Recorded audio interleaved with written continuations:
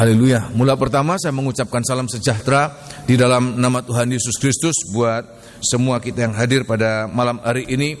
Saya mengucapkan selamat datang dalam rumah Tuhan. Semoga mengalami apa-apa yang baik yang sudah Tuhan sediakan buat kita pada malam hari ini.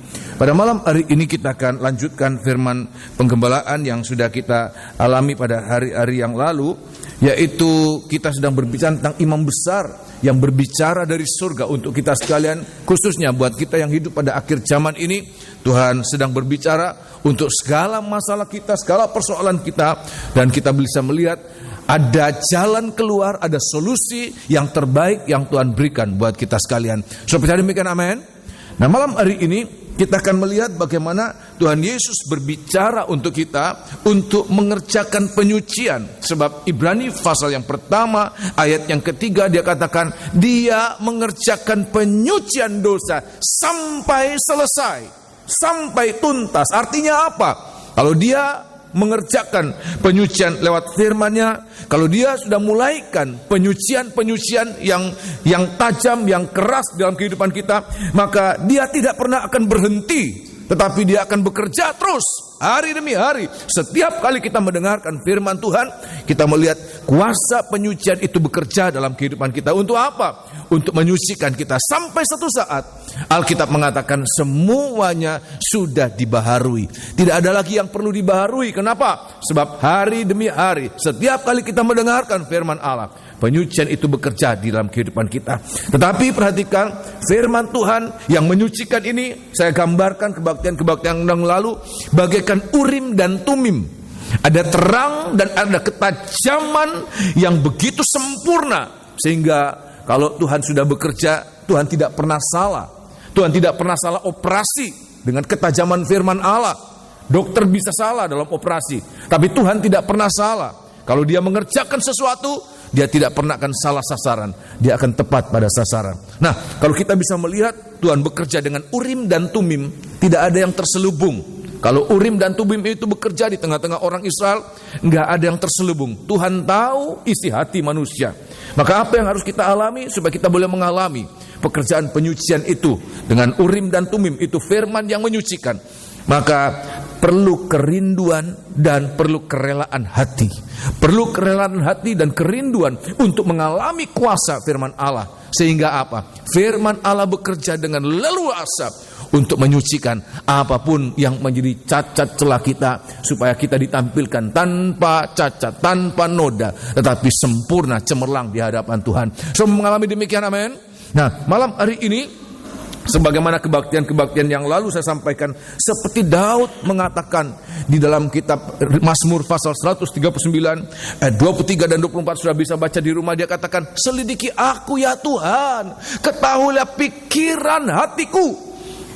Dan kemudian ayat 1, 2, dan 3 dia mengatakan, engkau mengetahui segala-galanya. Entah aku berdiri, entah aku duduk, entah aku berjalan. Bahkan engkau mengetahui pikiranku dari jauh, engkau tahu. Bahkan setiap perkataan yang belum diucapkan mulut, masih di dalam hati pikiran, engkau tahu. Sehingga tidak bisa kita bersembunyi di hadapan Tuhan. Selain kita mengatakan, Tuhan selidiki aku, teropong aku, sorot aku dengan sinar terang itu Tuhan, dan lepaskan aku dari segala pengaruh yang tidak baik, pengaruh yang tidak kudus, yang sudah membelenggu hidupku sekian lama. Bagi manusia itu tidak mungkin terjadi, tetapi bagi Tuhan tidak ada yang tidak mungkin. Kalaupun karakter dosa itu sudah menyatu di dalam DNA kita, yang tidak mungkin dikerjakan oleh apapun juga untuk dipisahkan, sudah sedemikian rumit, tetapi Tuhan mampu menyelesaikannya. Ibrani pasal 4 ayat 12 dan 13 ayat mengatakan, pedang firman Tuhan itu lebih tajam dari pedang bermata dua manapun. Dia mampu menusuk amat dalam untuk memisahkan segala yang tidak baik di dalam kehidupan kita. Oleh sebab itu, biar hari-hari ini kita mengatakan, selidiki aku ya Tuhan, teropong aku dan lepaskan aku daripada yang tidak baik, tetapi pimpin aku, tuntun aku pada jalan yang benar. Nah, malam hari ini, sebagaimana kita sudah mulaikan pada kebaktian yang lalu, saya akan bawa saudara di dalam kitab Wahyu pasal 2 dan pasal yang ketiga. Kitab Wahyu pasal 2 dan pasal yang ketiga, di mana Tuhan mengerjakan penyucian yang terakhir untuk gereja Tuhan akhir zaman, digambarkan sebagai 7 jemaat di Asia. Dan perhatikan, dari 7 jemaat itu tidak ada yang sempurna. Dari 7 jemaat itu ada dengan kekurangan dan kelebihan. Dan ayat mengatakan, aku tahu, Tuhan tahu setiap kelebihan, tetapi juga Tuhan tahu setiap kekurangan. Dan apa yang lebih itu Tuhan tambahkan, Tuhan dorong untuk lebih lagi. Tetapi apa yang kurang Tuhan tegur, supaya apa? Supaya dalam setiap jemaat itu boleh melepaskan apa yang kurang untuk mengalami hari demi hari, dibawa pada kesempurnaan. Kita sudah mulai masuk pada bagian yang pertama, yaitu jemaat yang pertama dari 7 jemaat di Asia kecil itu, gambaran tentang 7 jemaat pada akhir zaman ini. Inilah tipikal dari anak-anak Tuhan pada akhir zaman ini. Dari sekian miliar manusia, itu digolongkan dalam 7 golongan besar ini. Nah, kita akan baca pada ayat yang pertama, kitab Wahyu pasal yang kedua, ayat yang pertama sampai ayat yang ke-7. Kita lihat di sini, inilah jemaat di Efesus dengan kelebihan dan kekurangannya. Tetapi Alkitab mengatakan, aku tahu keadaanmu, aku tahu pekerjaanmu, segala pekerjaanmu, segala keadaanmu tidak terselubung di hadapan Tuhan. Demikian juga kita malam hari ini. Kalau kita mengakui bahwa Tuhan ada di tempat ini, maka Tuhan tahu keadaan kita, Tuhan tahu pergumulan kita, Tuhan tahu juga apa yang kita butuhkan. Amin. Nah, malam hari ini kita baca kitab Wahyu pasal yang kedua. Kitab Wahyu pasal yang kedua, ayat yang pertama mulai. Saya menunggu semua menemukan dalam Alkitab masing-masing, sebab pembacaan pertama ini sangat penting. Dari sini saya akan uraikan sesuai dengan apa yang Tuhan berkatkan buat saya untuk disampaikan buat sidang jemaat. Dan dengan segala ketidakmampuan saya berusaha untuk menyampaikan sebaik mungkin. Semoga sudah tidak terhalang dengan keterbatasan saya, ya. Ayat yang pertama demikian bunyinya. Tuliskanlah kepada malaikat jemaat di Efesus, inilah firman dari Dia yang memegang ketujuh bintang itu di tangan kanannya dan berjalan di antara ketujuh kaki dian emas itu. Ya, ayat yang kedua perhatikan. Aku tahu segala pekerjaanmu. Aku tahu segala pekerjaanmu. Itulah yang dikatakan oleh Daud. Tuhan, Engkau tahu segala-galanya. Engkau tahu keadaanku. Bahkan Engkau tahu apa-apa yang masih terselubung dalam pikiran, dalam hatiku. Engkau sudah tahu. Teruskan, oleh sebab itu selidiki aku ya Tuhan, kata Raja Daud. Teruskan. Aku tahu segala pekerjaanmu, baik jerih payahmu maupun ketekunanmu. Ya. Aku tahu bahwa engkau tidak dapat sabar terhadap orang-orang jahat, bahwa engkau telah mencobai mereka yang menyebut dirinya rasul, tetapi yang sebenarnya tidak demikian, bahwa engkau telah mendapati mereka pendusta. Terus? Dan engkau tetap sabar dan menderita oleh karena namaku. Ya. Dan engkau tidak mengenal lelah. Luar biasa. Ada begitu banyak kelebihan yang ada pada jemaat di Efesus ini. Tetapi pada ayat yang keempat Tuhan katakan apa? Tuhan jujur mengakui kelebihan mereka, tapi juga Tuhan jujur menyatakan kekurangan mereka, ya. Ayat yang keempat perhatikan. Namun demikian, ya. Aku mencela engkau. Aku mencela engkau, aku mengkritik engkau. Kenapa? Karena engkau telah meninggalkan kasihmu yang semula. Karena engkau melepaskan, engkau meninggalkan kasihmu yang semula. Sebab itu ingatlah betapa dalamnya engkau telah jatuh. Ya. Bertobatlah. Bertobatlah. Dan lakukanlah lagi apa yang semula engkau lakukan. Ya. Jika tidak demikian, aku akan datang kepadamu, dan aku akan mengambil kaki dianmu dari tempatnya, jikalau engkau tidak bertobat. Terus. Tetapi ini yang ada padamu, yaitu engkau membenci segala perbuatan pengikut-pengikut Nikolaus, yang juga aku benci. Ayat yang ketujuh. Siapa bertelinga, hendaklah ia mendengarkan apa yang dikatakan Roh kepada jemaat-jemaat. Barang siapa menang, dia akan kuberi makan dari pohon kehidupan yang ada di taman Firdaus Allah. Terima kasih. Jadi kita lihat, inilah keadaan dari jemaat di Efesus. Luar biasa. Berulang-ulang kali saya katakan, kalau saya kemudian harus mengukur, saya bandingkan dengan keadaan saya, dengan keadaan kita, maka sebenarnya kita terlalu jauh dari keadaan di Efesus, di mana mereka, ayat mengatakan, mereka berjerih lelah, berjerih payah dalam ibadah pelayanan mereka. Ada halangan, ada rintangan, ada kesulitan, tetapi ayat mengatakan dengan segala kesungguhan mereka lampaui, mereka lewati, mereka terobos setiap masalah, halangan, rintangan. Mungkin jarak jauh, mungkin waktu yang sangat mepet dengan keadaan mereka, di mana ada ibadah tetapi juga ada kebutuhan mereka. Mungkin dengan segala kelemahan tubuh mereka, sakit penyakit, tetapi ayat mengatakan mereka berjerih payah, mereka tidak kenal lelah, ada ketekunan. Dan ayat mengatakan mereka juga tidak sabar terhadap ketidakbenaran. Kalau ada orang yang mengaku-ngaku sebagai rasul, dan kalau kita lihat hari-hari ini ada begitu banyak orang mengaku sebagai nabi, sebagai rasul, tetapi jemaat di Efesus mengatakan mereka mendapati orang-orang yang mengangkat diri sebagai nabi, sebagai rasul, itu adalah rasul palsu, nabi palsu, guru palsu. Mereka pendusta. Dan ayat mengatakan dan mereka sabar untuk menderita. Tetapi dari sekian banyak kelebihan-kelebihan yang mereka miliki, kemudian pada ayat yang keempat dikatakan, namun aku memiliki keberatan terhadap engkau. Kenapa? Sebab engkau meninggalkan kasihmu yang semula. Engkau meninggalkan kasih mula-mula. Ada satu kekurangan, tetapi karena kasih semula itu, kasih mula-mula itu sesuatu yang sangat vital dalam kehidupan Kristen, dalam kehidupan kerohanian kita. Kasih semula itu adalah dasar dari bangunan rohani kita. Maka kekurangan kasih semula ini, itu merupakan kejatuhan yang fatal.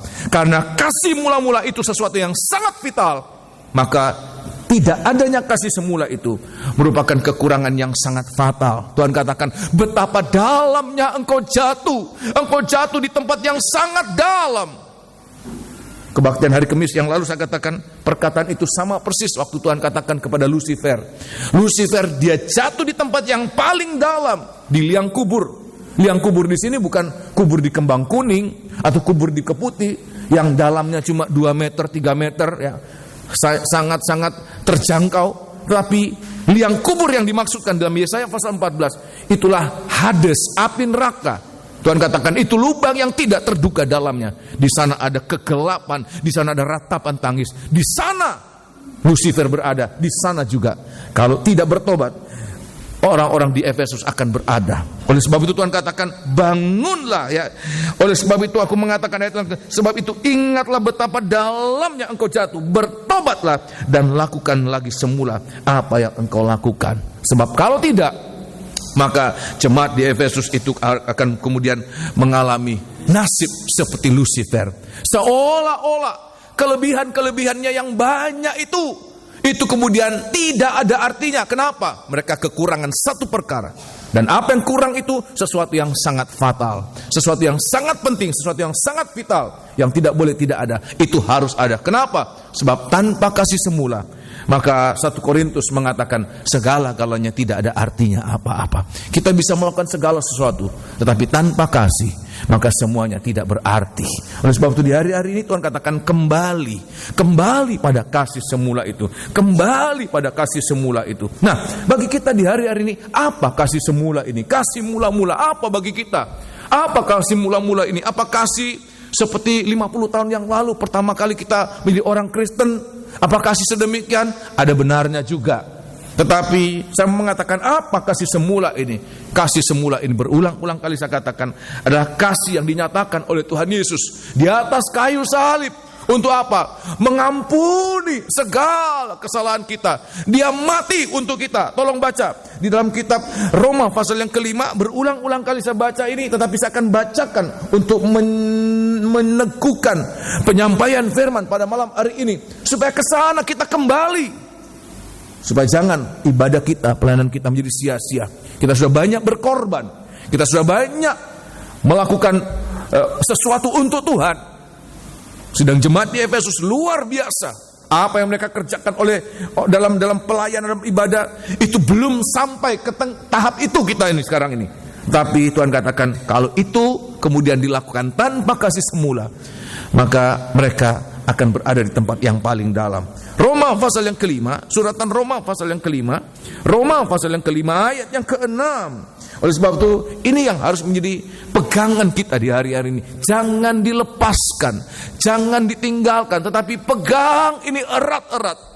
Oh haleluya. Kitab Roma pasal yang kelima, suratan Roma pasal yang kelima, kita akan baca Roma pasal yang kelima ayat yang ke-6. Roma pasal yang kelima ayat yang ke-6. Kita akan baca Roma pasal yang kelima ayat yang ke-6. Karena waktu kita masih lemah, Kristus telah mati untuk kita orang-orang durhaka, ya, pada waktu yang ditentukan oleh Allah. Ya. Sebab tidak mudah seorang mau mati untuk orang yang benar. Sebab tidak mudah ada orang mau mati untuk orang benar. Tidak mudah. Ya, cari sana cari sini. Ada enggak yang mau mati untuk orang benar? Tidak ada. Tidak mudah untuk mencari itu. Tetapi mungkin untuk orang yang baik, ya, ada orang yang berani mati. Tetapi untuk orang yang baik mungkin masih didapatkan, ya. Kalau dicari-cari karena ada orang yang telah hutang begitu banyak untuk orang baik ini, masih ada yang mau mati untuk orang-orang baik ini. Tetapi Tuhan katakan apa?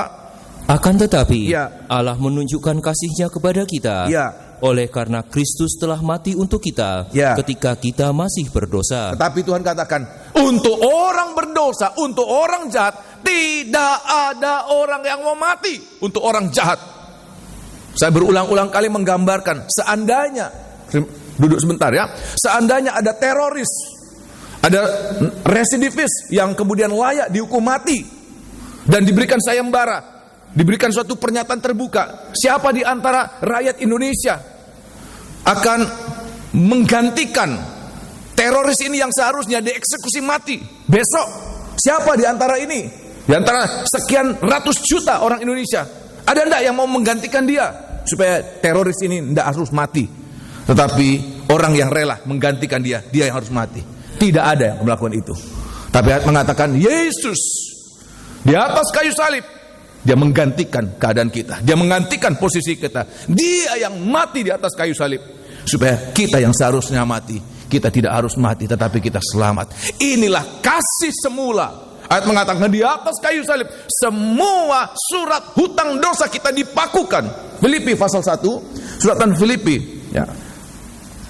Kolose pasal yang kedua, Kolose pasal yang kedua ayat yang ke-13 dan ayat 14. Kolose pasal yang kedua, suratan Kolose pasal yang kedua. Oh haleluya, semoga ini yang kita mengerti. Kasih semula ini bukannya sekedar istilah first love, ya, cinta pertama. Bukannya sekedar itu, saudara, tetapi ini sesuatu yang sangat, ya, berharga. Kitab Kolose pasal yang kedua, suratan Kolose pasal yang kedua, ayat yang ke-13 dan ayat yang 14, tolong baca. Kamu juga, meskipun dahulu mati oleh pelanggaranmu, ya, dan oleh karena tidak disunat secara lahiriah, terus telah dihidupkan Allah bersama-sama dengan Dia, ya, sesudah Ia mengampuni segala pelanggaran kita. Dia mati untuk kita, Dia mengampuni semua pelanggaran kita. Ayat mengatakan terus, dengan menghapuskan surat hutang, yang oleh ketentuan-ketentuan hukum, ya, mendakwa dan mengancam kita. Terus, dan itu dia ditiadakannya dengan memakukannya pada kayu salib. Semua bukti-bukti pelanggaran kita.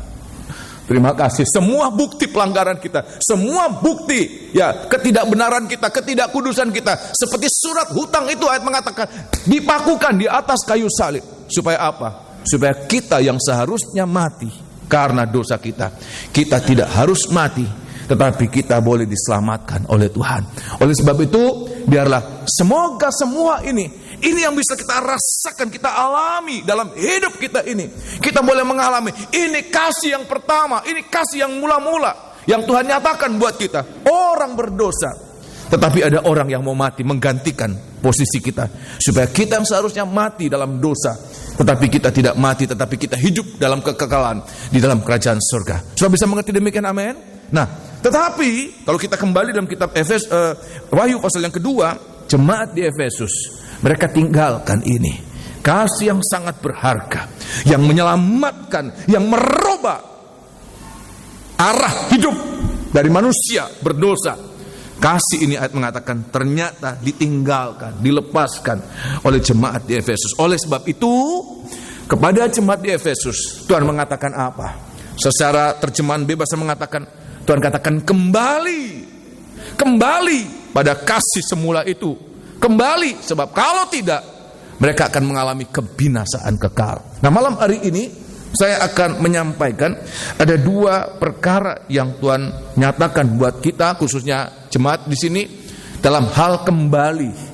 Dalam hal kembali untuk jemaat di Efesus ada dua perkara, yaitu nomor satu, pada ayat yang kelima, harus kembali, bukan pilihan, boleh tidak, boleh ya. Boleh kembali, boleh tidak kembali, tetapi suatu keharusan. Bukan suatu pilihan, tetapi suatu keharusan. Sebab kalau tidak, Tuhan katakan, aku akan mengambil kaki Dian itu. Tolong baca sekali lagi. Kitab Wahyu pasal yang kedua, ayat yang kelima. Wahyu pasal yang kedua, ayat yang kelima. Saya mengajak saudara untuk membaca ini. Wahyu pasal yang kedua. Ini perkara yang kedua yang saya akan tekankan malam hari ini. Dua perkara tentang kembali. Yaitu yang pertama, pada ayat yang kelima. Sebab itu, ingatlah betapa dalamnya engkau telah jatuh. Bertobatlah dan lakukanlah lagi apa yang semula engkau lakukan. Ya. Jika tidak demikian, Kalau tidak, aku akan datang kepadamu, ya, dan aku akan mengambil kaki Dianmu dari tempatnya, ya, jikalau engkau tidak bertobat. Jadi ini terjemahan bebas dalam ayat ini, dari ayat ini, yaitu orang-orang di Efesus harus kembali kepada kasih semula. Sebab kalau tidak, maka mereka akan diambil kaki Dian. Sudah tahu apa itu kaki Dian? Sudah lihat di podium ini, sudah di mimbar ini ada bentuk kaki Dian dari kuningan. Kita belum sampai pada emas ya, baru kuningan ya.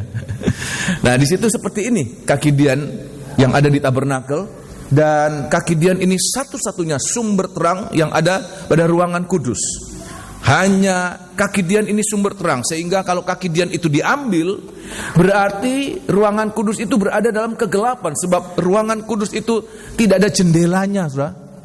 Ruangan kudus dalam tabernakel tidak ada jendelanya. Semuanya itu tertutup rapat, enggak tembus angin, enggak tembus sinar matahari, tertutup rapat. Sehingga kalau kaki Dian ini diambil, berarti seperti berada dalam gua. Sudah tahu apa artinya? Gelap gulita, tidak ada terang sedikit pun, tidak kelihatan apa-apa. Dan itu Tuhan katakan, orang-orang Efesus yang tidak mau bertobat, tidak kembali pada kasih mula-mula, mereka akan hidup dalam kegelapan, di tempat yang paling dalam, dan mereka berada dalam kegelapan. Oleh sebab itu Tuhan katakan harus kembali. Nah malam hari ini saya akan sampaikan, mungkin ada dari antara kita bertanya, bagaimana kita bisa kembali kalau kita sudah kehilangan kasih mula-mula itu, tidak lagi gairah, masih melayani. Kalau saya sampaikan pada ayat ini, kita melihat bagaimana luar biasanya sidang jemaat di Efesus melayani Tuhan, beribadah tanpa kenal lelah. Tetapi perhatikan energi yang menggerakkan, motor yang menggerakkan pelayanan mereka. Ternyata Tuhan katakan bukan lagi kasih. Mungkin hanya karena kebiasaan, mungkin hanya karena suatu merasa ada tanggung jawab, mungkin ada suatu prestise tersendiri kalau melakukan itu, tetapi bukan kasih. Dan Tuhan katakan 1 Korintus pasal 13, segala sesuatu yang bukan kasih pada akhirnya akan apa, saudara? Nol, tidak akan ada artinya. Oleh sebab itu di hari-hari ini, di sini kita harus mengerti. Nah, malam hari saya katakan bagaimana kita harus kembali. Saya akan bawa dalam satu cerita di dalam kitab Injil Lukas pasal yang ke-15, cerita tentang bagaimana seseorang yang telah terlampau jauh terhilang, terlalu dalam dia jatuh, tetapi Tuhan memberikan kesempatan buat dia untuk kembali. Kitab Injil Lukas pasal yang ke-15 cerita tentang perumpamaan. Dalam Injil Lukas pasal 15 ini ada 3 macam perumpamaan tentang kehilangan. Dimulai dengan ayat yang pertama sampai ayat yang ke-7, yaitu 1 domba dari antara 100. Hanya 1%. Hanya 101% yang hilang. Ada 100 ekor domba, 1 hilang. Hanya 1% hilang. Tetapi walaupun 1%, mungkin kita mengatakan kalau ini telur pecah 1 tidak apa-apa. Tetapi ini gembala itu dia katakan 1 pun dia tidak akan rela hilang. Soal kita lihat ini bagaimana nyawa kita, keselamatan kita terlalu berharga di hadapan Tuhan.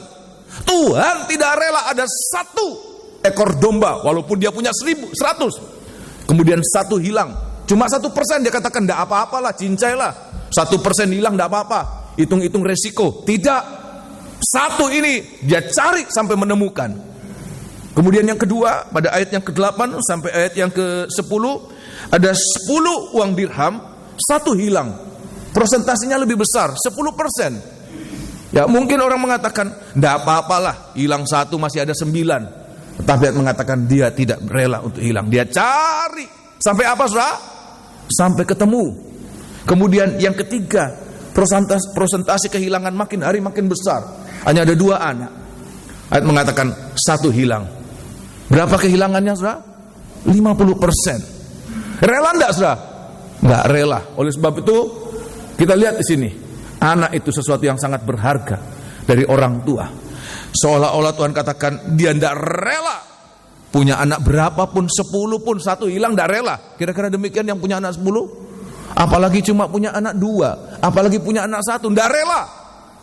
Dia akan kalau boleh semuanya. Oleh sebab itu setiap sidang jemaat, ini pergumulan kita. Kita bergumul buat diri kita sendiri, tapi kita juga bergumul buat anak-anak kita. Jangan biarkan satu pun dari mereka kemudian terhilang. Bagaimana nanti kita bertanggung jawab kepada Tuhan? Aku titipkan 4 anak padamu, aku titipkan 5 anak, aku titipkan 2 anak. Mana tanggung jawabmu terhadap anak-anak yang aku titipkan? Oleh sebab itu biar ini pergumulan kita. Kita mohon Tuhan, jangan ada satu pun dari antara mereka yang hilang. Nah, kita lihat di sini, ternyata dari 2 anak ini, tolong baca ya. Kita Injil Lukas pasal yang ke-15. Injil Lukas, saya akan perlihatkan ini langkah-langkah untuk kembali pada kasih semula. Langkah-langkah untuk kembali. Sudah sekian jauh terhilang, sudah sekian dalam, jatuh bukan main-main, jatuh begitu dalam. Tapi Tuhan katakan apa? Selalu ada kesempatan untuk kembali. Tolong baca ayat yang ke-11. Yesus berkata lagi, ada seorang mempunyai 2 anak laki-laki. Kata yang bungsu kepada ayahnya, Bapa, berikanlah kepadaku bagian harta milik kita yang menjadi hakku. Ya. Lalu ayahnya membagi-bagikan harta kekayaan itu di antara mereka. Beberapa hari kemudian, anak bungsu itu menjual seluruh bagiannya itu, lalu pergi ke negeri yang jauh. Di sana ia memboroskan harta miliknya itu dengan hidup berfoya-foya. Jadi dia pergi tempat yang jauh, tidak lagi terpantau, tidak bisa dipantau lagi. Dengan cara apa dia manfaatkan, dia gunakan, ternyata bukan dia gunakan, dia hambur-hamburkan uang itu yang begitu banyak. Warisan yang seharusnya belum waktunya, dia sudah ambil, dia habiskan dengan berfoya-foya. Teruskan. Setelah dihabiskannya semuanya, ya, timbullah bencana kelaparan di dalam negeri itu, dan ia pun mulai melarat. Lalu ia pergi dan bekerja pada seorang majikan di negeri itu. Orang itu menyuruhnya ke ladang untuk menjaga babinya. Lalu ia ingin mengisi perutnya dengan ampas yang menjadi makanan babi itu, tetapi tidak seorang pun yang memberikannya kepadanya. Ya, teruskan. Lalu ia menyadari keadaannya, ya. Katanya, betapa banyaknya orang upahan Bapakku yang berlimpah-limpah makanannya, tetapi aku di sini mati kelaparan. Sampai di bagian ini, silakan saya perlihatkan betapa seorang anak yang bungsu, ayat mengatakan, mengalami suatu kejatuhan yang dalam. Dari seseorang yang tidak kurang apa-apa, segala-galanya tercukupi, bahkan dengan kelimpahan. Dia butuh apa, tinggal bilang, Papa saya butuh ini, ada. Tetapi ayat mengatakan satu saat dia diizinkan oleh Tuhan mengalami apa? Dari suatu keadaan yang melimpah dengan segala-galanya, ayat mengatakan sampai pun untuk makan, bukan makan yang wajar, makanan manusia, makanan babi sekalipun, itu pun dia tidak bisa makan. Bagaimana dia dilorotkan sedemikian rupa? Orang yang berharga, orang yang bernilai. Kenapa? Dia anak seorang yang berharga, yang berada. Tetapi kemudian dia jatuh miskin. Dia mengalami kejatuhan yang dalam. Dan perhatikan, pada saat dia mengalami kejatuhan itu, Tuhan izinkan dia alami. Supaya apa? Dia mulai mengalami betapa indahnya. Dia boleh mengalami bagaimana ada selalu jalan keluar, ada selalu kesempatan untuk kembali pada sesuatu yang benar. Nah, saya akan perlihatkan langkah pertama dia kembali kepada sesuatu yang benar. Itulah langkah kita kembali kepada kasih semula. Ini yang Tuhan ingin kita alami. Yaitu apa? Ayat mengatakan nomor 1 pada ayat 17. Kita baca sekali lagi ayat yang ke-17. Lalu ia menyadari keadaannya. Katanya, ya, betapa banyaknya orang upahan Bapakku, ya, yang berlimpah-limpah makanannya, ya, tetapi aku di sini mati kelaparan. Ya, terima kasih. Apa yang membuat dia bisa kembali? Perhatikan, ayat ini mengatakan dia ingat kembali kepada mana?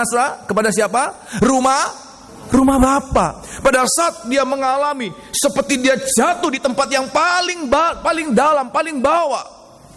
Ayat mengatakan dia kemudian ingat akan rumah Bapa. Ingatan pada rumah Bapa, itulah yang saya mengatakan, ingat kembali kepada kasih semula. Itu yang akan merupakan titik balik kehidupan kita kepada apa yang dikehendaki oleh Tuhan dalam kehidupan kita di hari-hari ini. Kembali pada kasih mula-mula, dimulai bagaimana ada tidaknya ingatan kepada kasih semula itu atau tidak. Sebab ada begitu banyak orang yang sekian lama kehilangan kasih mula-mula sehingga ibadahnya monoton. Ibadahnya kemudian bukan hanya monoton datar, tetapi sedang dalam tren menurun. Kebaktian hari Kamis yang lalu saya gambarkan seperti Simon, orang Farisi yang mengadakan perjamuan perjamuan makan malam, mengundang Yesus makan. Saya lihat ini, dia melayani Tuhan dengan pelayanan bukan hanya sekedar rata-rata, tetapi di bawah rata-rata. Tuhan katakan, aku datang, engkau tidak menyiapkan aku air untuk cuci tangan. Aku datang, engkau tidak mencium aku. Aku datang, engkau tidak mengurapi kepalaku. Padahal apa-apa yang dikatakan oleh Tuhan Yesus itu sesuatu yang biasa terjadi di tengah-tengah orang-orang Israel. Simon tidak mampu melakukan. Kenapa? Kasihnya kepada Tuhan itu hilang. Tidak ada kasih mula-mula. Dan itulah gambaran anak-anak Tuhan, hamba-hamba Tuhan yang hari-hari ini ibadah melayani. Kalau tanpa kasih mula-mula, bertahun-tahun dia bisa melayani. Tetapi tanpa kasih mula-mula, semuanya dilakukan dengan hambar. Tanpa ada rasa sesuatu. Datang hambar, pulang juga hambar. Datang tidak merasakan sesuatu, nginjak kaki ke dalam rumah Tuhan, tidak rasa apa-apa. Pulang juga tidak rasa apa-apa. Dan itu terjadi bertahun-tahun. Dan perhatikan, tidak akan terjadi sesuatu yang baik kalau kita tidak kemudian ingatan kita pada sesuatu, pada zaman yang pernah Tuhan izinkan kita alami. Apa itu? Kami pernah mengalami kasih semula. Kapan itu? Mungkin 50 tahun yang lalu, mungkin 20 tahun yang lalu, mungkin 1 tahun yang lalu. Tapi ingatan akan kasih semula itu biar timbul dalam kehidupan kita. Anak bungsu ini, dia bisa kembali pada saat dia ingat, dia menyadari. Apa yang dia sadari? Ada 2 perkara yang dia sadari. Perhatikan, 2 perkara yang dia sadari. Yaitu ayat yang ke-17 dikatakan, betapa banyak orang upahan berlimpah-limpah makanannya di rumah Bapa yang melimpah makanannya. Tetapi aku di sini, perhatikan, aku di sini mati kelaparan. Pertama, ayat mengatakan dia ingat, dia sadar apa? Tentang keadaannya sekarang ini. Ini ingat kembali keadaannya sekarang. Betapa menderitanya aku sekarang, betapa keringnya aku sekarang. Kita akan kembali kepada kasih semula. Perhatikan, kalau kita menyadari keadaan kita, kalau kita merasakan kita oke-oke aja, saya oke-oke melayani, nggak ada sesuatu yang kurang dalam saya, semuanya oke saja, maka kita tidak akan mengalami titik balik dalam pelayanan kita. Oleh sebab itu malam hari ini saya mengatakan, semoga kita berdoa, Tuhan kembalikanku, ingatkan kembali. Nanti kita akan nyanyikan lagu ini ya, nyanyian selalu ya. Kembalikanku pada kasih semula itu. Kembalikan ingatan kita. Ingatan apa? Nomor 1, kita menyadari betapa menderitanya kita. Baca firman kering, doa kering, melayani kering, menyampaikan firman Allah kering. Tidak ada lagi gairah untuk melayani Tuhan. Tidak ada lagi. Yang ada hanya sekedar kewajiban. Bahkan disertai dengan keterpaksaan. Karena terpaksa melayani. Tetapi sebenarnya tidak ada lagi dorongan mengasihi Tuhan. Tidak ada lagi. Dan semoga hari-hari ini, coba kita akan mengalami hari-hari Tuhan, saya mau mengalami dorongan kasih akan Tuhan itu. Sebab apa? Kalau kita melayani, kalau kita beribadah karena mengasihi Tuhan, walaupun ada pengorbanan, walaupun ada kesulitan, tapi mengasihi Tuhan itu, rasa mengasihi Tuhan itu yang membuat apapun yang kita jalani itu semuanya indah. Amin. Amin kasih. Ya, orang dunia mengatakan kalau lagi jatuh cinta, ya, apapun rasanya enak. Ya, percaya demikian ya? Ya. Kalau lagi cinta pertama, oh semuanya indah. Apapun rasa coklat itu ya, walaupun rasanya tidak enak jadi enak. Ya. Itu indah kalau ada dorongan kasih semula itu.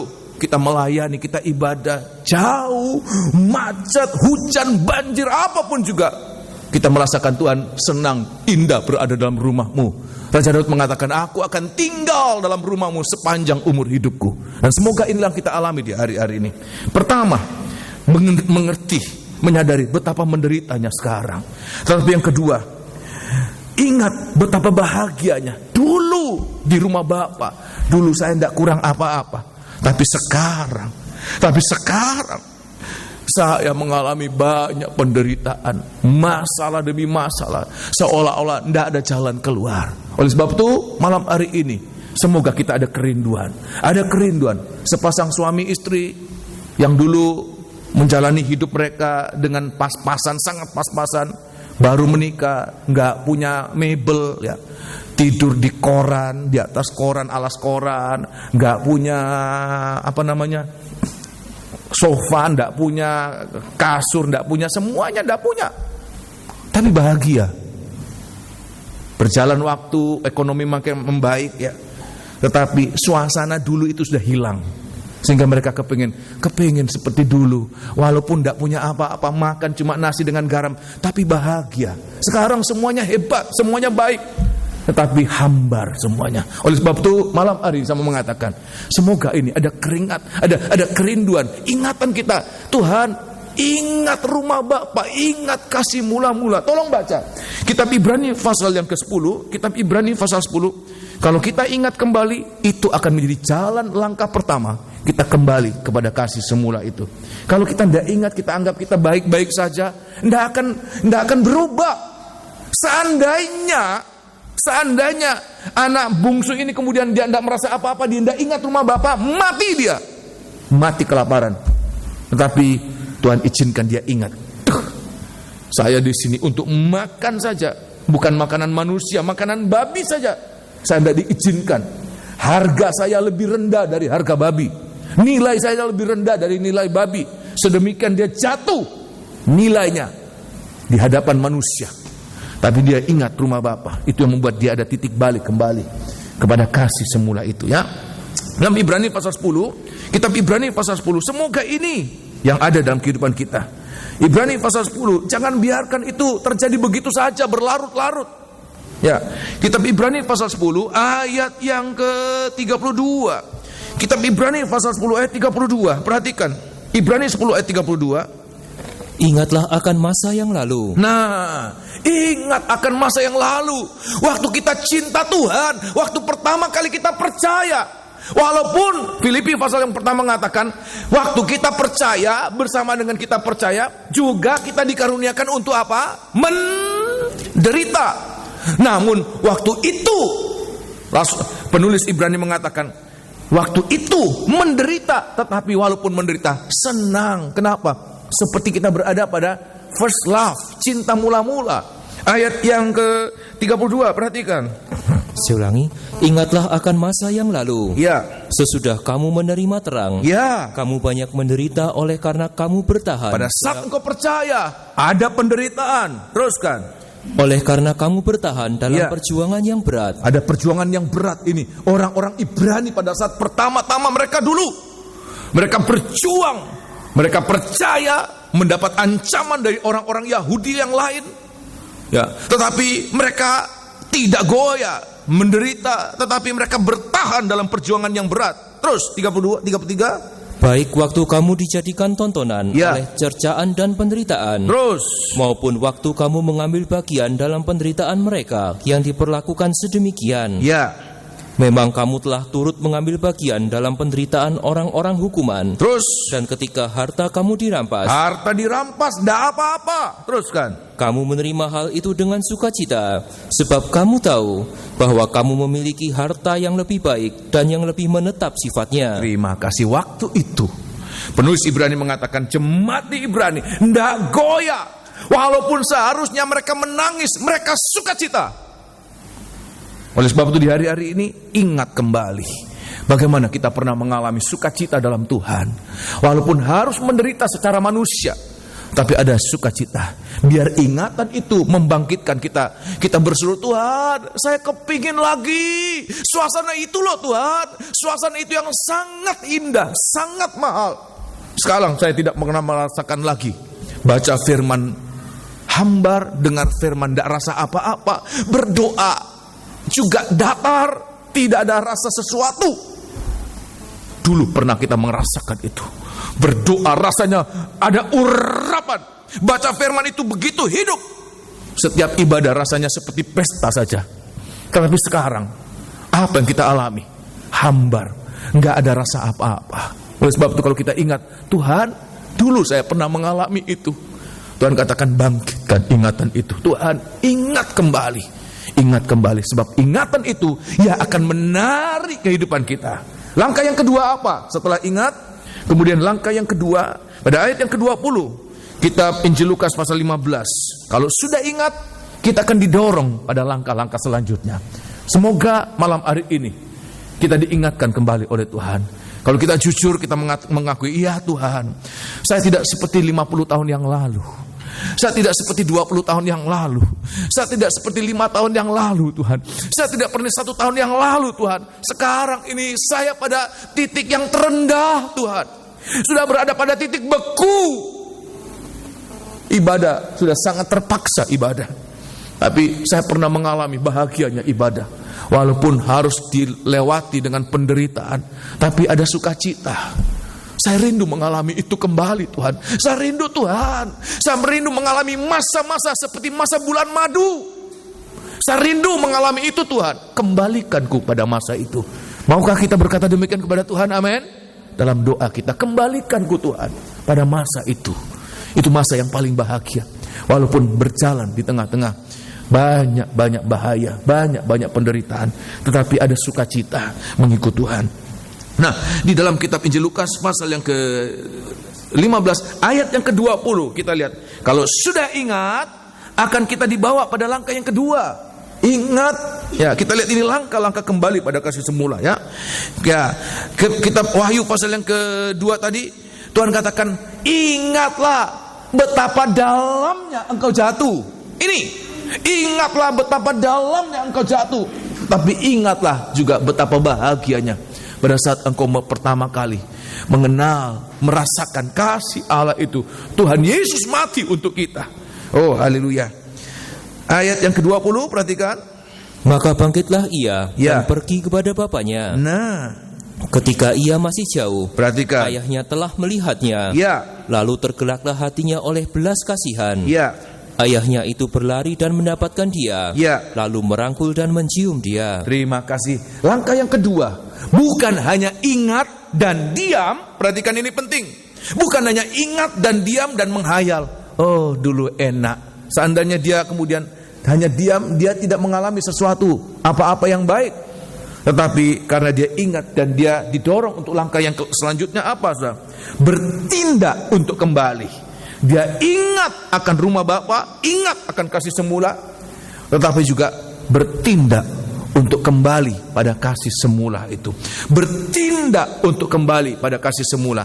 Apa bertindak untuk kembali pada kasih semula? Tuhan katakan, bertobatlah. Ini bertindak, saudara. Apa itu bertobat, saudara? Soalnya di sini, kalau anak muda ini, dia tadinya di rumah Bapa, saudara. Waktu dia terima harta bendanya, dia terima warisan, sebagian dari warisan yang menjadi miliknya. Ayat mengatakan dia kemasi semua, dia jual uangnya, dia bawa makin jauh dari rumah Bapa. Dia berjalan lebih jauh, makin jauh, sangat jauh dari rumah Bapa. Dan perhatikan, untuk dia kembali merasakan itu, suasana rumah Bapa yang dulu dia tinggalkan. Dulu dia merasakan semua biasa, tapi waktu dia mengalami kelaparan, dia rasakan itu bukan biasa, itu luar biasa. Nah, perhatikan, ini langkah kedua, bertindak untuk kembali. Apa itu? Dimulai dengan dia bertobat. Apa itu bertobat? Berhenti berbuat dosa. Kalau dia makin hari makin jauh, tindakan kembali ke rumah Bapa. Apalagi kalau kita disadarkan, kenapa engkau makin kering dalam ibadahmu? Kenapa engkau makin kering dalam pelayananmu? Ada sesuatu yang tidak benar. Jangan dilanjutkan. Berhenti berbuat dosa, berhenti lakukan sesuatu yang tidak baik, berhenti sesuatu yang tidak pantas itu, berhenti dan kembali kepada Bapa. Ini yang namanya tindakan kembali. Berhenti berbuat dosa dan kembali, berubah arah, kembali kepada Tuhan. Dan saudara kasih, ini yang harus segera kita lakukan. Jangan ditunda-tunda. Untuk berhenti berbuat dosa, untuk kembali kepada Bapa, jangan ditunda-tunda. Secepatnya kita diingatkan oleh Tuhan, secepatnya kita ditegur oleh Tuhan, segera lakukan. Sebab apa? Kalau kita menunda untuk bertobat, nunda untuk berhenti, nunda untuk kembali, maka iblis masuk. Setiap kali kita menunda, seperti kita memberikan kesempatan buat iblis untuk apa? Menggagalkan untuk tidak lagi bisa bertobat. Kenapa ada orang-orang yang tidak pernah bisa bertobat? Sebenarnya dari hati kecilnya ingin bertobat, rindu bertobat. Tuhan, saya ini sudah tidak benar Tuhan. Kehidupan saya tidak benar, ibadah saya tidak benar, nikah saya tidak benar, pekerjaan saya tidak benar, semuanya tidak benar. Tetapi saya ingin bertobat, saya ingin berubah. Tetapi dia menunda. Nanti saja minggu depan sekalian. Nanti saja bulan depan. Nanti saja tahun depan. Mulai dia menunda, makin lama dia menunda, makin banyak dia beri kesempatan kepada iblis. Untuk apa? Membuat seseorang sampai satu saat tidak bisa bertobat. Contohnya siapa, saudara? Raja Firaun. Firaun selalu menunda. Seharusnya dia langsung bertobat, dia menunda. Makin dia menunda, hatinya makin keras. Makin dia menunda, hatinya makin keras. Oleh sebab itu, malam hari saya mengatakan, ini langkah kita kembali kepada kasih semula. Kalau Tuhan sudah ingatkan buat kita, kalau Tuhan sudah kembalikan ingatan kita, betapa bahagianya. Pertama kali kita ketemu Tuhan, pertama kali kita menikmati bahagianya ibadah, bahagianya melayani. Kita ingat Tuhan, bahagia dulu. Ibadah itu rasanya seperti pesta saja. Segera, jangan lanjutkan sesuatu yang tidak benar. Segera berhenti, segera kembali. Sebab kalau kita tidak segera kembali, maka jangan-jangan kita tidak pernah akan kembali, terus sampai masuk dalam api neraka. Tetapi semoga kita mengerti, Tuhan katakan, bertobatlah dan lakukan kembali. Tolong kita baca kitab Ibrani, Wahyu pasal yang kedua tadi. Bertobatlah itu apa? Berhenti dan lakukan kembali. Apa yang kamu lakukan itu apa? Ya, itu rubah arah. Kalau dulu arahnya makin jauh dari Allah, makin dekat dengan neraka, berhenti dan kembali kepada Allah. Ya, Ibrani, Wahyu pasal yang kedua, ayat yang kelima sekali lagi. Oh, ini langkah-langkah ini ya. Bertindak untuk kembali. Langkahkan kaki untuk kemudian kita tidak makin jauh dari Tuhan, makin jauh dari Bapa, tapi kita mendekat dengan rumah Bapa, makin dekat dengan pribadi Bapa. Sebab kalau kita baca kitab Injil Lukas pasal 15, ayat mengatakan, namanya orang lagi lapar-laparnya, makan saja tidak bisa. Kira-kira jalannya apa, saudara? Gagah atau lemes, saudara? Sudah lemes-lemes. Begitu Bapak itu lihat dari jauh, ayat mengatakan, Bapak itu tidak berjalan, lari. Untuk apa? Merangkul, memeluk, mencium dia. Luar biasa. Kalau ada itikat dari kehidupan kita untuk kembali, Bapa itu mendahului kita untuk lebih dekat lagi, lebih cepat lagi. Oleh sebab itu ini yang harus kita mengerti, saudara. Kalau kita tunda, membuat setan yang berlari untuk menggagalkan kita. Tapi kalau kita melangkah, Tuhan yang berlari untuk menyongsong kita. Amin. Ya, tolong baca ayat yang kelima. Sebab itu, ingatlah betapa dalamnya engkau telah jatuh. Ya. Bertobatlah dan lakukanlah lagi apa yang semula engkau lakukan. Nah, bertobat itu berhenti dan lakukan lagi apa yang semula. Ya, kembali pada langkah-langkah yang dahulu engkau pernah melangkah bersama dengan Tuhan. Dalam ibadah, dalam pelayanan, dalam kehidupan sehari-hari. Melangkah bersama dengan Tuhan, melangkah sesuai dengan firman Allah. Lakukan kembali itu. Kita dengar firman Allah, lakukan firman Allah. Dengar firman Allah, lakukan firman Allah. Lakukan itu. Sebab di saat kita kembali, kita akan merasakan kasih Bapa itu lebih cepat lagi kita akan rasakan. Makin cepat kita kembali, makin cepat kita akan mengalami peluk cium dari Bapa itu. Kasih semula kita akan rasakan lebih cepat lagi. Amin. Seandainya ya pemuda ini dia tunda besok. Jangan-jangan besok dia sudah mati kelaparan, mati lemas. Jangan-jangan dia tidak pernah akan kembali. Tapi begitu dia ingat, Secepat itu juga dia melangkah.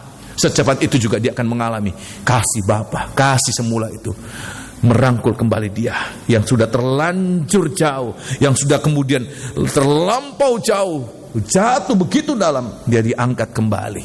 Oleh sebab itu di hari-hari ini langkahkan kaki. Apa yang Tuhan ingatkan kepada kita, segera bertindak, jangan bertunda. Ya, kemudian langkah yang keempat, yang ketiga, ayat 21. Kitab Injil Lukas pasal 15 ayat 21, perhatikan.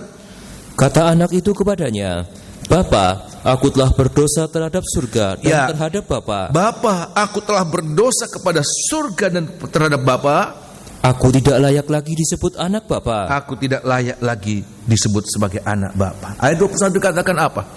Kita perbaharui komitmen kita untuk melayani Tuhan. Dulu kita pernah berjanji, Tuhan, aku akan serahkan sepanjang umur hidupku hanya untuk Engkau. Tapi waktu berjalan waktu kita melewati masalah, waktu kita melewati godaan, cobaan, kita tidak tahan, kita gugur. Oleh sebab itu, waktu kita merasakan kembali kesempatan kedua, kita mengalami kasih semula itu. Kasih semula itu, perbaharui komitmen kita. Kita katakan, Tuhan, aku mau mengalami kembali terus, bukan untuk satu kali, tapi selama-lamanya. Aku akan menyertai, aku akan berjalan, aku akan hidup, aku menyerahkan seluruh hidupku bagi Engkau. Walaupun kali ini bukan sebagai anak lagi, tetapi sebagai apa, saudara? Hamba. Tapi kita lihat Bapa itu, anak tetap anak, tidak ada mantan anak, tidak ada mantan. Kalau mantan bos ada, mantan hamba ada, tapi anak tetap anak. Apapun kesalahannya, anak itu tetap anak. Dia katakan, Engkau tetap anakku. Walaupun dari hati anak dia mengatakan, aku rela kalau dianggap sebagai hamba sekalipun, aku rela. Tetapi Bapa itu mengangkat dia. Dia mengatakan, Engkau anakku, Engkau tetap anakku, sekarang sampai selama-lamanya. Sampai demikian, amin. Haleluya. Ini yang harus kita alami. Kembali kepada kasih semula. Ingat, melangkah, dan ada komitmen, perbaharui komitmen kita kepada Tuhan. Tuhan, saya ingin mengalami suatu pembaharuan pelayanan, pembaharuan kehidupan, supaya hari-hari ini hidupku makin seperti burung nasar itu. Setiap hari, setiap waktu itu seperti diperbaharui, makin kuat, bukan makin lemah, tapi makin kuat di dalam Engkau. Oh, haleluya. Ini bagian yang pertama. Saya mau cepat saja ya. Bagian yang pertama, Tuhan katakan dalam hal kembali, engkau harus apa? Kembali. Dalam hal apa, saudara? Kasih semula. Nah, kita lihat kembali dalam kitab Wahyu pasal yang kedua. Tetapi ada poin yang kedua dalam hal kembali, yaitu apa? Pada ayat yang ke-6. Tolong baca ya, ayat yang ke-6. Kita sudah baca pada ayat yang ke-5 tadi. Justru dalam hal kasih semula kita harus kembali. Tetapi pada ayat yang ke-6, kita lihat di sini. Ayat yang ke-6. Tetapi ini yang ada padamu, yaitu engkau membenci segala perbuatan pengikut-pengikut Nikolaus, yang juga kubenci. Terima kasih. Di ayat yang ke-6 disebutkan ada pengikut Nikolaus, ada ajaran tentang Nikolaus. Saya membaca Alkitab dan saya bertanya kepada Tuhan, sebab tidak banyak referensi yang berbicara tentang Nikolaus ini siapa ya. Hanya ada sedikit. Tetapi apa yang tertulis dalam Alkitab itu yang saya kemudian mengerti. Tuhan, di sini engkau apa, saudara, tentang kembali? Justru Tuhan katakan jangan kembali. Kepada apa? Kepada kehidupan yang lama. Kenapa? Sebab Nikolaus ini, saudara tahu siapa Nikolaus? Saya akan bawa, saudara, di dalam kitab Kisah Rasul pasal yang ke-6. Saya akan perlihatkan siapa Nikolaus ini yang ternyata banyak pengikutnya, banyak pengaruhnya pada zaman gereja mula-mula. Dan saya mau mengatakan sistem ini juga sekarang muncul. Ada kesamaan. Gereja mula-mula dan gereja zaman akhir ini ada kesamaan. Gereja mula-mula itu di mana pengikut-pengikut Nikolaus itu begitu banyak. Sebab arti nama dari Nikolaus adalah menang atas massa. Dia menang atas massa. Jadi begitu banyak pengikutnya, banyak orang yang mengikuti cara hidup yang demikian. Tolong baca Kisah Rasul pasal yang ke-6. Saya akan perlihatkan siapa Nikolaus ini. Kisah Rasul pasal yang ke-6 Kitab Kisah Rasul pasal yang ke-6 ayat yang keempat. Sebentar. Kitab Kisah Rasul pasal yang ke-6 ayat yang ketiga. Satu saat waktu perkembangan gereja Tuhan makin banyak dan terjadi suatu sungut-sungutan.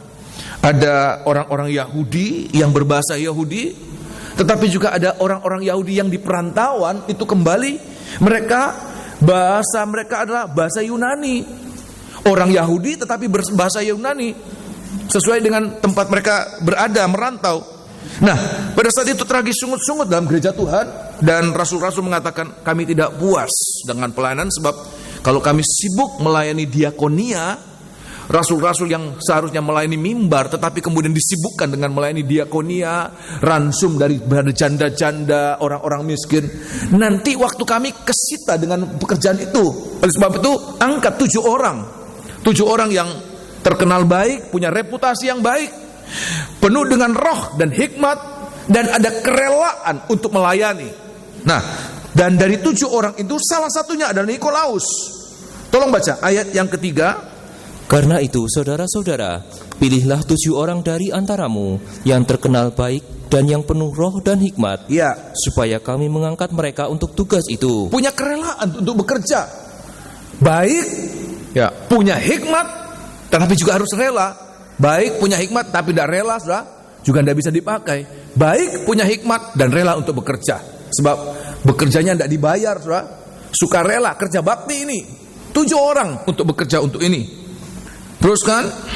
Dan supaya kami sendiri dapat memusatkan pikiran dalam doa dan pelayanan firman. Ya, ayat yang kelima. Usul itu diterima baik oleh seluruh jemaat. Lalu mereka memilih Stefanus yang pertama, seorang yang penuh iman dan Roh Kudus. Dan Filipus, Prokorus, Nikanor, Timon, Parmenas, dan Nikolaus. Dan yang ketujuh, yang terakhir, Parmenas. Maafkan siapa? Nikolaus. Siapa dia? Seorang penganut agama Yahudi dari Antioquia. Mereka itu dihadapkan kepada rasul-rasul. Lalu rasul-rasul itu pun berdoa dan meletakkan tangan di atas mereka. Terima kasih. Dari 7 orang ini merupakan orang-orang yang melayani. Disebutkan Nikolaus ini adalah orang kafir, non-Yahudi, tetapi dia memilih untuk menjadi penganut Yahudi, proselit ya. Dia orang non-Yahudi tetapi memilih untuk menjadi penganut Yahudi, dan bukan hanya menjadi penganut Yahudi, dia kemudian menjadi apa, saudara? Orang percaya. Jadi saudara lihat ini ada peningkatan, amin. Orang kafir menyembah berhala, orang-orang hidup dalam perzinahan, percabulan, kemudian menjadi orang Yahudi, tahu tentang Tuhan, tahu tentang Allah yang disembah, satu-satunya disembah, meningkat lagi menjadi orang percaya Yesus Kristus adalah Tuhan. Dia mengalami peningkatan, dia tinggalkan hidup lama, dia menjadi orang-orang yang luar biasa, penuh dengan Roh Kudus, mempunyai reputasi yang baik, nama yang baik. Sebab apa? Nama Yesus ada dalam nama Nikolaus. Tetapi kemudian saya lihat pada akhirnya di dalam, saya akan perlihatkan bagaimana disebutkan dia dari mana, saudara? Antioquia. Nah, saya akan perlihatkan ciri-ciri orang dari Antioquia ya. Kitab Kisah Rasul pasal yang ke-15, Kitab Kisah Rasul pasal yang ke-15, gereja di Antioquia begitu berkembang. Satu saat ada orang-orang Israel, orang-orang Yahudi dari Yudea datang untuk mengajarkan bahwa orang-orang percaya, orang-orang kafir yang percaya jadi orang Kristen, mereka harus hidup dengan cara orang Yahudi, dengan tata istiadatnya, walaupun mereka sudah percaya, hidup dengan cara hidup agama Yahudi, dan itu meresahkan, sehingga ya itu kemudian dibantah oleh Rasul Paulus dan Barnabas. Nah, kemudian saat itu berita ini sampai kepada rasul-rasul di Yerusalem, dan mereka rapat, mereka adakan diskusi untuk apa? Menentukan apa yang harus dilakukan. Mereka kirim surat tentang apa? Tolong baca Kisah Rasul pasal 15 ayat yang ke-28. Ayat 28. Perhatikan ini. Ayat 28. Sebab adalah keputusan Roh Kudus dan keputusan kami, supaya kepada kamu jangan ditanggungkan lebih banyak beban daripada yang perlu ini. kamu harus menjauhkan diri dari makanan yang dipersembahkan kepada berhala. Nah, orang-orang di Antiokhia ini latar belakang mereka apa? Orang-orang menyembah berhala, mereka makan makanan yang sudah dipersembahkan kepada berhala, mereka makan itu biasa. Tapi waktu mereka mengenal Tuhan, Rasulullah mengatakan, jangan lakukan itu kembali. Itu latar belakangmu, itu hidup lamamu. Jangan kembali. Kembali kemana, saudara? Kasih mula. Tapi jangan kembali kepada hidup lamamu. Teruskan. Kamu harus menjauhkan diri dari makanan yang dipersembahkan kepada berhala, Ya. dari darah, Ya. dari daging binatang yang mati dicekik, Terus. dan dari percabulan. Ya. Jikalau kamu memelihara diri dari hal-hal ini, Ya. kamu berbuat baik. Orang-orang kafir yang percaya di Antiokhia, Rasulullah mengatakan, kalau kamu menjaga dari dua perkara ini, pemberhalaan dan percabulan, pemberhalaan dan kenajisan, maka engkau akan selamat. Tetapi kemudian saya akan bawa, sudah dalam kitab Wahyu pasal yang kedua, saya akan perlihatkan bagaimana keadaan orang-orang pengikut Nikolaus. Kalau pengikutnya demikian, ajarannya demikian, tentu juga foundernya, ya, pencetusnya juga demikian. Kira-kira demikian, amin? Ya, kalau ekornya begitu, kepalanya pasti demikian. Nah, saya akan perlihatkan kitab Wahyu pasal yang kedua. Wahyu pasal yang kedua seperti apa pengajaran Nikolaus ini? Wahyu pasal yang kedua ayat yang ke-14. Apa yang dilarang oleh rasul-rasul, justru ini yang dilakukan kembali. Dulu dia lakukan itu, sekarang kembali lagi kepada kehidupan yang lama. Padahal dia sudah sempat diurapi oleh Roh Kudus, penuh dengan Roh Kudus, penuh dengan hikmat, punya nama baik, punya hati untuk melayani, hati hamba. Tapi kita lihat yang terjadi, kemudian berbalik kembali kepada hidup yang lama. Ya, ayat yang ke-14, perhatikan. Tetapi aku mempunyai beberapa keberatan terhadap engkau. Di antaramu ada beberapa orang yang menganut ajaran Bileam, Ya, bagaimana itu?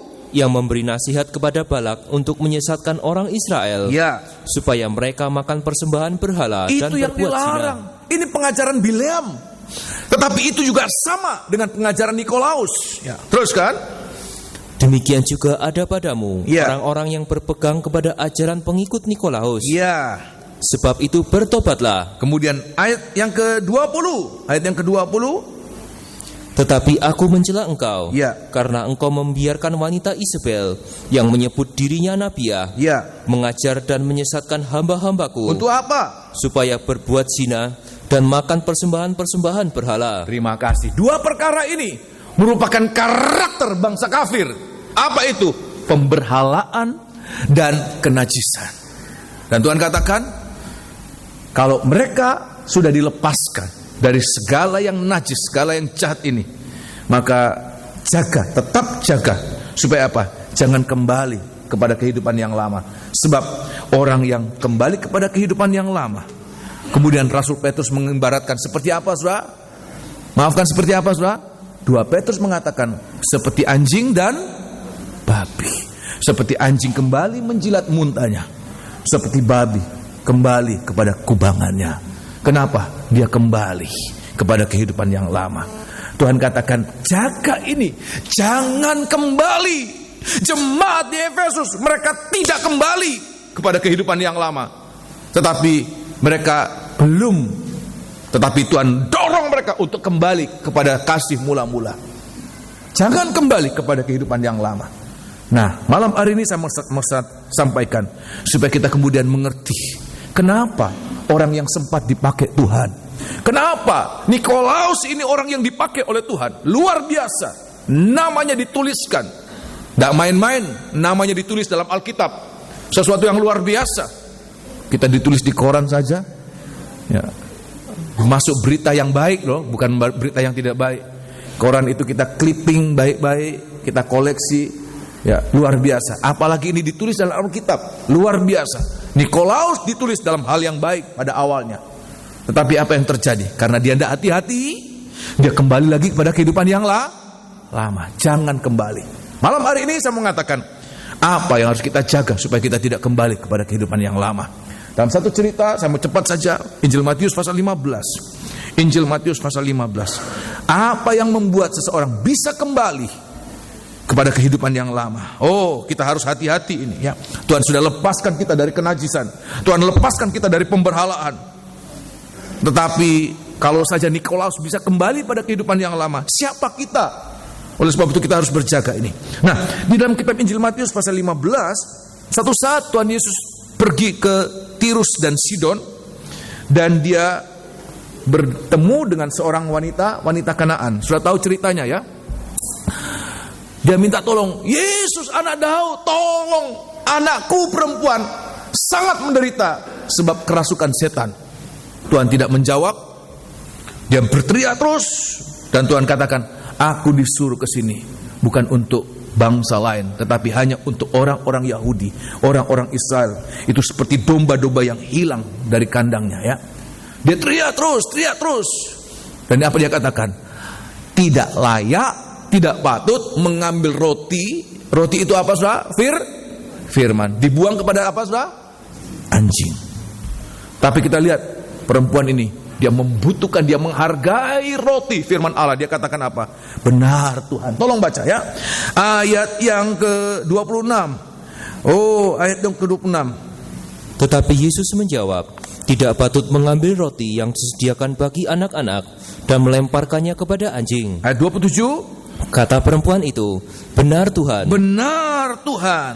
Namun anjing itu makan remah-remah yang jatuh dari meja tuannya. Ya.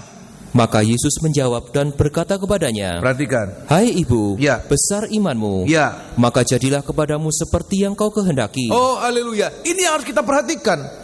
Anjing itu tidak akan kembali ke muntahnya kalau apa? Kalau anjing itu dipuaskan. Untuk apa? Dengan remah-remah yang jatuh dari meja tuannya. Dia makan remah-remah. Selama dia puas dengan remah-remah, dia tidak akan kembali ke muntahnya. Sebaliknya, perhatikan, remah-remah firman itu yang akan merubah hidupnya. Dari anjing menjadi apa saudara? Domba yang digembalakan oleh Tuhan Yesus. Oleh sebab itu di hari-hari ini yang harus kita alami. Apa itu? Seseorang bisa kembali kepada kehidupan yang lama. Nikolaus kembali pada hidup yang lama. Kalau apa? Mulai berkurang penghargaan kita kepada firman Allah. Begitu kita menghargai firman Allah itu lebih dari segala-galanya, walaupun hanya remah-remah. Sudah tahu apa remah-remahnya itu? Saya membayangkan kalau orang makan remah-remah itu rontok-rontok, bisa kenyang enggak saudara? Enggak bisa kenyang. Tetapi secara jasmani tidak bisa kenyang. Tapi karena dia begitu menghargai Tuhan, memang saya tidak layak menerima seketul roti itu. Tapi remah-remah itu Tuhan sudah cukup bagi kami. Dia menghargai sampai setiap kata firman Allah. Sepertinya dia tidak mau lewatkan. Tuhan, sepatah kata itu cukup buat aku. Dia begitu menghargai. Maka kita akan melihat di situ, dia akan ada kekuatan. Untuk apa? Untuk tidak kembali kepada kehidupan yang lama. Justru dia mengalami keobahan yang sangat mendasar. Yang tadinya bagikan anjing. Anjing itu ya mau tidak mau ini suatu kebiasaan. Lama kelamaan dia pasti kembali kepada muntahnya. Tetapi karena dia puas dengan remah-remah itu, maafkan saudara, maafkan. Kalau anjing kembali menjilat muntahnya pakai apa saudara? Pakai apa saudara? Lidahnya. Tetapi juga dia makan remah-remah itu. Pakai apa juga? Lidahnya. Lidahnya bukan untuk menjilat muntah, tapi lidahnya untuk menikmati setiap kata dari firman Allah. Maka di situ dia dikuatkan untuk tidak kembali. Oleh sebab itu di hari-hari ini, semua kita ini maafkan, bukan orang yang baik. Semua kita punya latar belakang yang tidak baik. Kenapa kita tidak kemudian kembali pada hidup yang lama? Asal kita selalu menghargai firman Allah. Secepatnya kita berkurang penghargaan itu, makin berkurang, makin ada harapan, makin ada peluang, bukan harapan, ada peluang untuk kembali kepada kehidupan yang lama. Makin dia tidak menghargai firman Allah, dia akan pasti cepat atau lambat kembali kepada muntah itu, kembali kepada kehidupan yang lama. Oleh sebab itu malam hari ini selalu kita berseru, Tuhan, berikan firman-Mu. Firman itu pada awalnya hanya untuk orang Israel. Tetapi karena orang Israel menolak firman Allah, firman tidak pernah terbuang. Kalau anak-anak itu menghinakan roti itu, maka di bawah itu ada anjing-anjing yang membutuhkan. Oleh sebab itu kalau kita hari-hari ini menikmati firman Allah dengan limpahnya, jangan sampai karena limpah kemudian kita berkurang penghargaan kita. Tapi selalu kita mengatakan, Tuhan, biar firman-Mu itu bagaikan remah-remah yang jatuh hanya karena kemurahan. Kita merasakan bahwa firman Allah kalau bisa menjadi milik kita, itu hanya kemurahan. Kita tidak layak sebenarnya, tapi hanya kemurahan itu jatuh untuk kita. Dan sedikit itu sudah cukup untuk menolong kita. Sedikit itu sudah cukup untuk menghidupkan kita. Sebab ayat mengatakan, dari setiap kata firman Allah, setiap rema, ada kuasa untuk menyelamatkan kita. Saudara percaya demikian, amin? Sebagai ayat-ayat terakhir, tolong baca Injil Matius pasal yang keempat. Oh, haleluya. Oleh sebab itu jangan hinakan firman Allah. Hargai firman Allah. Penghargaan kita pada firman Allah itu akan menjadi landasan keyakinan kita. Kita selamat atau tidak. Oh, haleluya. Penghargaan kita pada firman Allah. Injil Matius pasal 4 ayat 4. Injil Matius pasal 4 ayat yang keempat. Setiap kata firman Allah ada kuasa untuk menyelamatkan, ada kuasa untuk menghidupkan, ada kuasa memberikan kehidupan kekal buat kita. Ayat yang keempat, perhatikan. Tetapi Yesus menjawab, Ya, ada tertulis, manusia hidup bukan dari roti saja, ya, tetapi dari setiap firman yang keluar dari mulut Allah. ya. Perkataan dari setiap firman itu artinya juga dari setiap kata, dari setiap rema roti itu kita dihidupkan, kita mendapatkan kehidupan yang kekal. Perempuan itu waktu dia terima satu rema itu, sepatah kata itu cukup, anaknya sembuh. Kita datang dengan persoalan apa malam hari ini? Kalau kita menghargai firman Allah, kita mungkin sakit, masalah dalam pekerjaan, masalah dengan masa depan kita, masalah dengan anak kita, masalah dengan apapun juga. Penghargaan kita akan firman Allah, nomor satu, akan menyelesaikan masalah kita. Tetapi yang kedua ini yang sangat penting, akan memampukan kita ada kekuatan untuk tidak kembali kepada kehidupan yang lama. Nikolaus adalah contoh orang yang kembali kepada kehidupan yang lama. Tetapi biar kita di hari-hari Tuhan, saya tidak mau kembali kepada kehidupan yang lama, tapi saya rindu untuk kembali kepada kasih semula. Inilah firman Allah yang saya sampaikan malam hari ini. Semoga ini menjadi berkat buat kita sekalian, ya. Dua hal dalam hal kembali, yaitu apa? Nomor satu, jangan kembali kepada kita harus kembali kepada kehidupan, kepada kasih semula, tapi jangan kembali kepada kehidupan yang lama. Harus kembali kepada kasih semula, tapi jangan kembali kepada kehidupan yang lama, ya. Kita akan nyanyikan Psalm nomor 190, ya. 190. Kembalikanku pada saat itu